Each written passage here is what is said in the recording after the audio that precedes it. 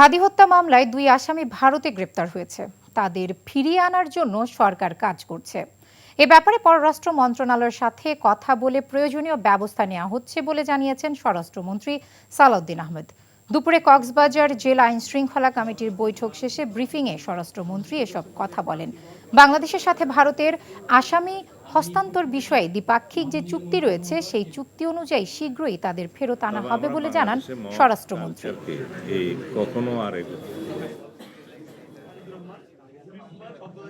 ইতিমধ্যে স্বরাষ্ট্র মন্ত্রণালয়ের পক্ষ থেকে পদক্ষেপ নেওয়া হয়েছে। পররাষ্ট্র মন্ত্রণালয়কে আমরা অনুরোধ করেছি তারা এটা যেটা extradition treaty in between two countries আছে সেই মতে আমাদেরকে ফেরত দেবেন বলে আমরা আশা করছি এবং আমরা ফেরত আনার জন্য যথেষ্ট জোর প্রচেষ্টা চালাবো।